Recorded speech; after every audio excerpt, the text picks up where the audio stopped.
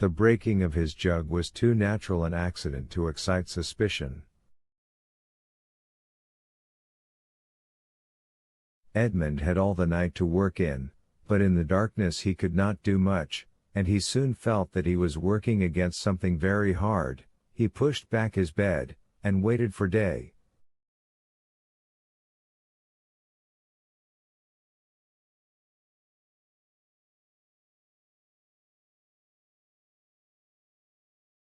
All night he heard the subterranean workman, who continued to mine his way. Day came, the jailer entered. Dantes told him that the jug had fallen from his hands while he was drinking, and the jailer went grumblingly to fetch another, without giving himself the trouble to remove the fragments of the broken one.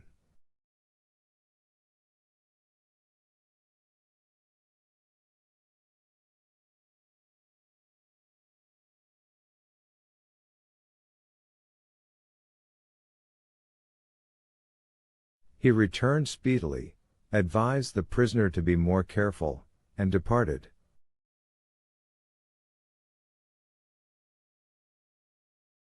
Dantes heard joyfully the key grate in the lock. He listened until the sound of steps died away, and then, hastily displacing his bed, saw by the faint light that penetrated into his cell, that he had labored uselessly the previous evening in attacking the stone instead of removing the plaster that surrounded it.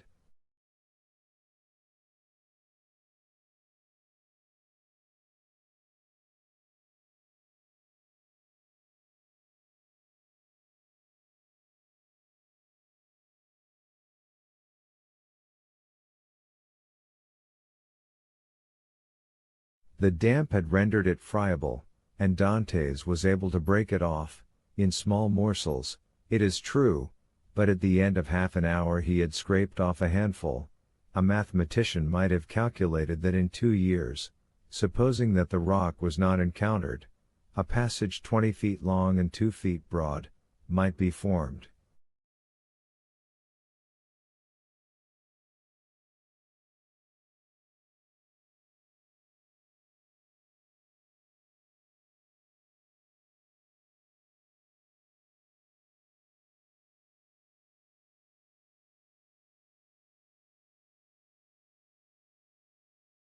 The prisoner reproached himself with not having thus employed the hours he had passed in vain hopes, prayer, and despondency.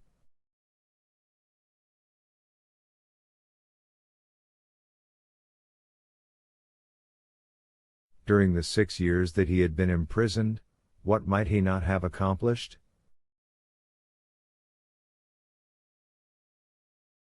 In 3 days he had succeeded, with the utmost precaution, in removing the cement, and exposing the stonework.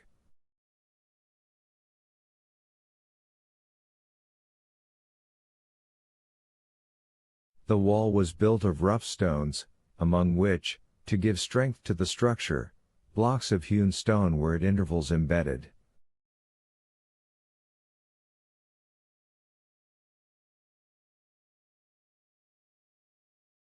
It was one of these he had uncovered, and which he must remove from its socket.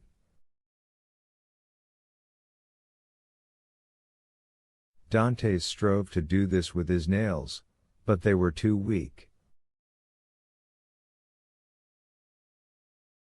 The fragments of the jug broke, and after an hour of useless toil, he paused.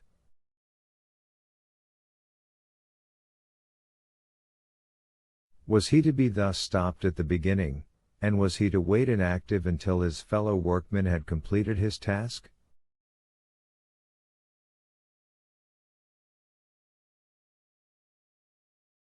Suddenly an idea occurred to him, he smiled, and the perspiration dried on his forehead.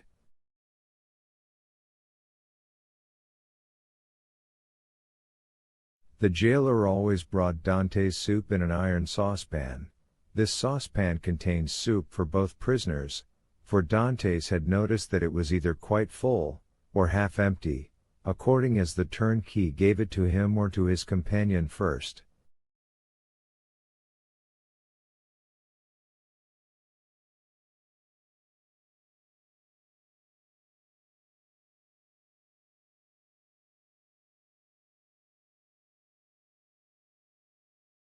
The handle of this saucepan was of iron. Dantes would have given 10 years of his life in exchange for it.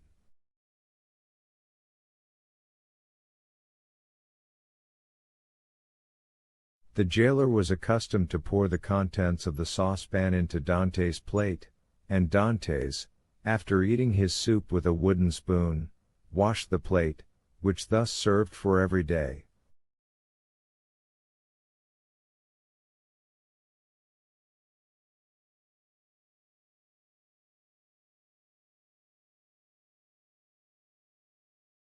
Now when evening came, Dantes put his plate on the ground near the door.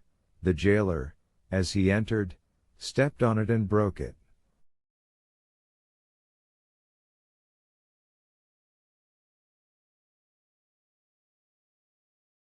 This time he could not blame Dantes. He was wrong to leave it there, but the jailer was wrong not to have looked before him.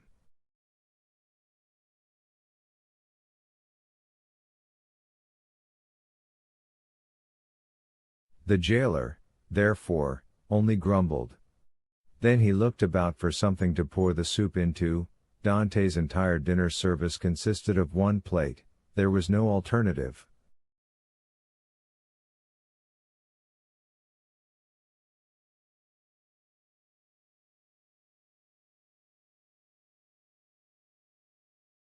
"Leave the saucepan," said Dantes. "You can take it away when you bring me my breakfast."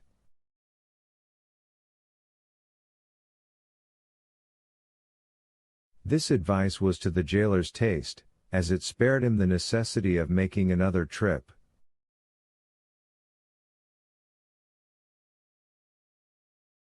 He left the saucepan. Dantes was beside himself with joy.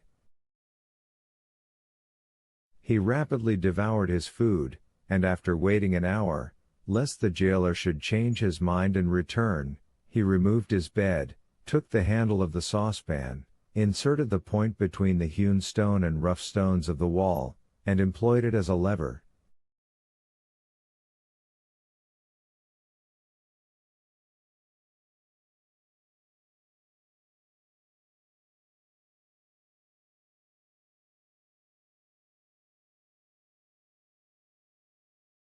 A slight oscillation showed Dantes that all went well. At the end of an hour the stone was extricated from the wall, leaving a cavity 1.5 feet in diameter.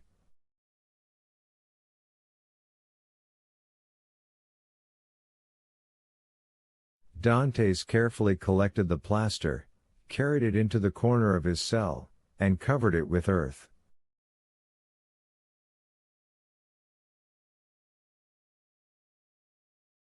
Then, wishing to make the best use of his time while he had the means of labor, he continued to work without ceasing.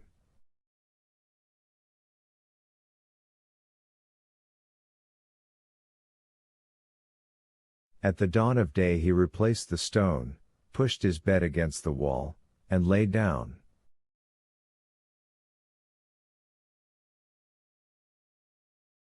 The breakfast consisted of a piece of bread. The jailer entered and placed the bread on the table.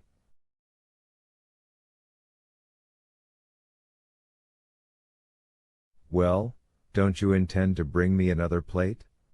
said Dantes.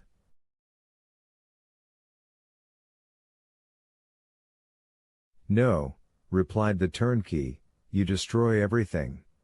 First you break your jug, then you make me break your plate. If all the prisoners followed your example, the government would be ruined."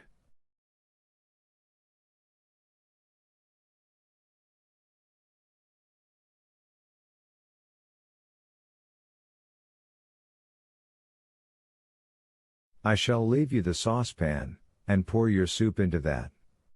So for the future I hope you will not be so destructive."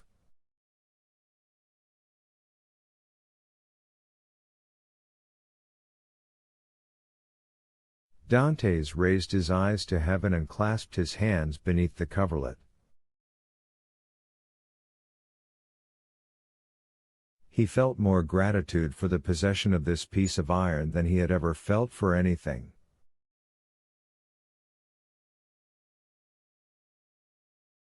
He had noticed, however, that the prisoner on the other side had ceased to labor. No matter, this was a greater reason for proceeding. If his neighbor would not come to him, he would go to his neighbor.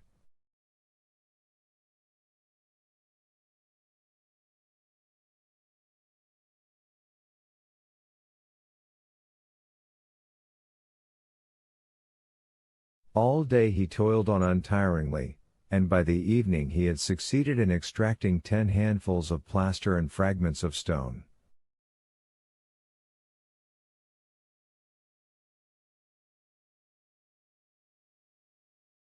When the hour for his jailer's visit arrived, Dantes straightened the handle of the saucepan as well as he could, and placed it in its accustomed place.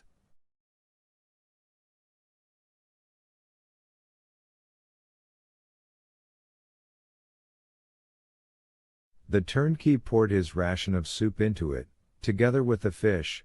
For thrice a week the prisoners were deprived of meat.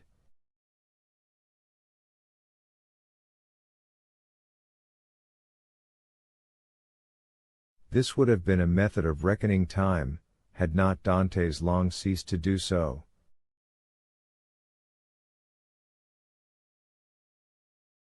Having poured out the soup, the turnkey retired.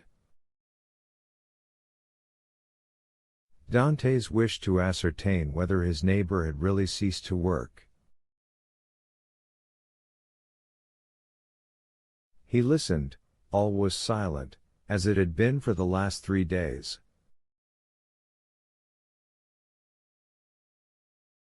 Dantes sighed. It was evident that his neighbor distrusted him. However, he toiled on all the night without being discouraged, but after 2 or 3 hours he encountered an obstacle.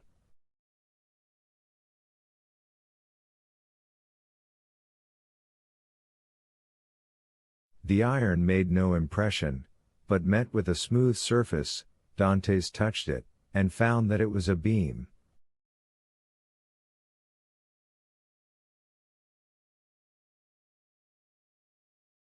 This beam crossed, or rather blocked up, the hole Dantes had made. It was necessary, therefore, to dig above or under it.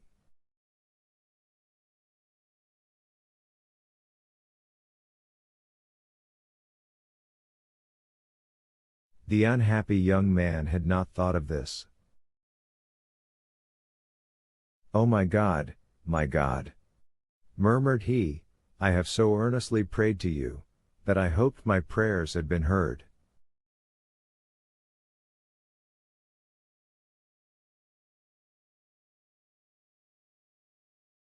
After having deprived me of my liberty, after having deprived me of death, after having recalled me to existence, my God, have pity on me, and do not let me die in despair."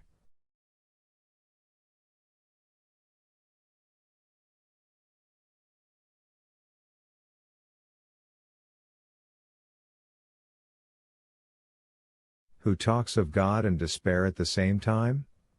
said a voice that seemed to come from beneath the earth, and, deadened by the distance, sounded hollow and sepulchral in the young man's ears.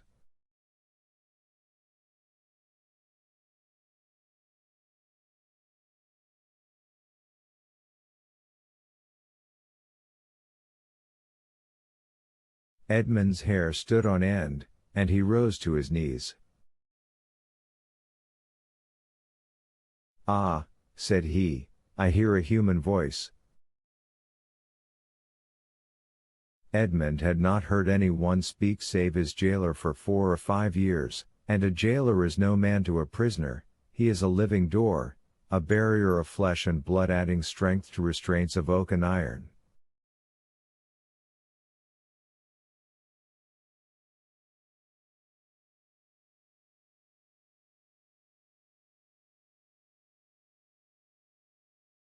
"In the name of heaven," cried Dantes, "speak again, though the sound of your voice terrifies me."